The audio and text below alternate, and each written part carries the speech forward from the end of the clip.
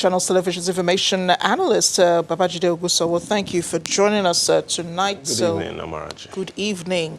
It's really sad when you see these religious institutions coming out to protest because they're hardly ever vocal about, major national issues like this.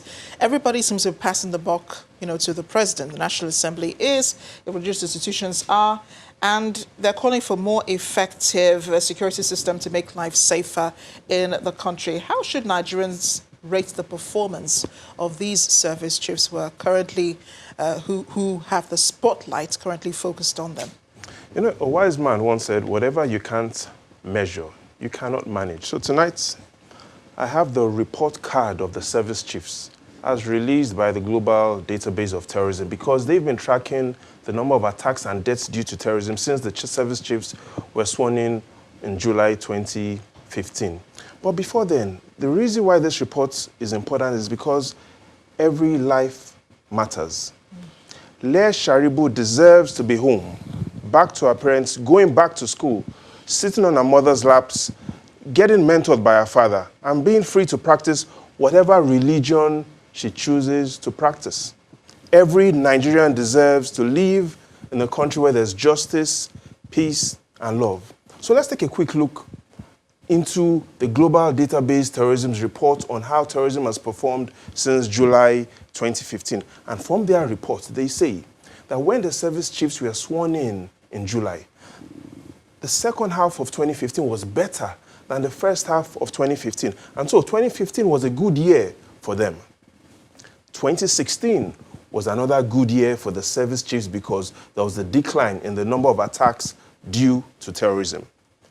2017 was another good year because deaths due to terrorism or attacks due to terrorism as well declined. And so in 2015, 639 attacks due to terrorism, a decline in 2016 and a decline in 2017. The challenge is from 2018, we've seen a rise in attacks due to terrorism. But if this were an exam, Amarachi, that's 3 years out of 5 years for the service chief. So in 3 over 5, if this were exam, that's 60%. That's the pass mark for the service chiefs. But in security, Nigerians rightly deserve and are asking for 100%. Nigerians deserve more than a pass and mark, that is actually the target that the president needs to send to the service chiefs. 60% might be a pass mark if it were an exam, but because this is security and every life matters, the target should be 100%. But here's what perhaps you should be bothered about and what Nigerians are asking. If we've had 3 years of decline due to terrorism or attack, 3 years of decline in terrorism attacks. What happened in 2018? Yeah. And a lot of people feel it's because of Boko Haram. But in this report card by the Global Database of Terrorism, they have the most comprehensive report on all terrorist attacks. They say it is not Boko Haram.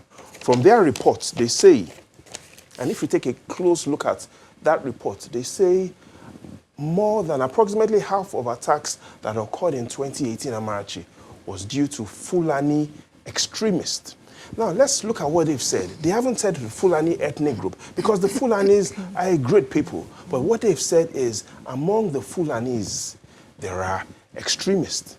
And so they report that in 2018, there were more attacks from Fulani extremists relative to Boko Haram. And so, yes, if we want to end terrorism, we need to look at those extremists within the Fulanis and also look at the other militant groups that are coming up. And if we take a careful look at that, we'll see that there are new militant groups that are attacking and that are coming up. And that is where the challenge is. And that's the major worry, actually, Babajide. That is a worry. So what does the president do now?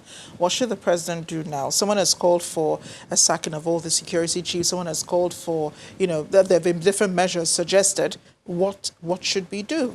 Changing the service chiefs is not the real problem. Service and changing service to citizens is the real solution. And I'll explain this a bit more. So, for instance, in Borno, Adamawa, Yobe, life expectancy is 43 years old. The National Bureau of Statistics says that there's no other state in Nigeria where life expectancy is that low. Now, what does life expectancy have to do with security? We know that life expectancy is a reflection of the quality of living in the state. And we know the quality of living in the state is related to crime. So in other words, if life expectancy is low, it means that the standard and quality of life in that state is low, and it is expected that crime will be higher. So should we blame the service chiefs for low life expectancy or low citizen welfare? Should we also blame the service chiefs that some road journeys that should take 30 minutes when the men are going for an operation takes 5 hours? Should service chiefs as well, or should the security agencies be building bridges and roads, responsibilities for the executive, state, and federal governments? And so there are several ways to look at this. Does that mean that the service chiefs are doing enough? No, it doesn't.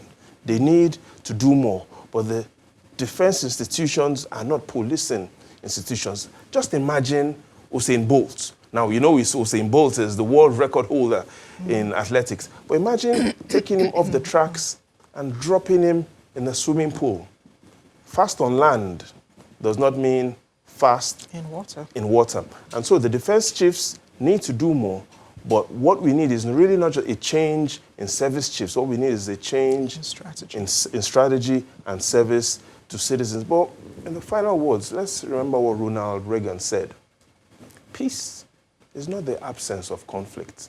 Peace is the ability to handle conflict using peaceful means.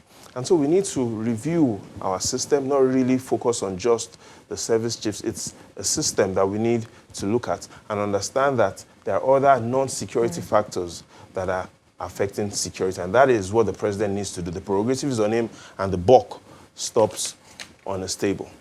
Right, Babajide, a lot to think about tonight. Thank you again for joining us on the News at 10. The pleasure is always mine.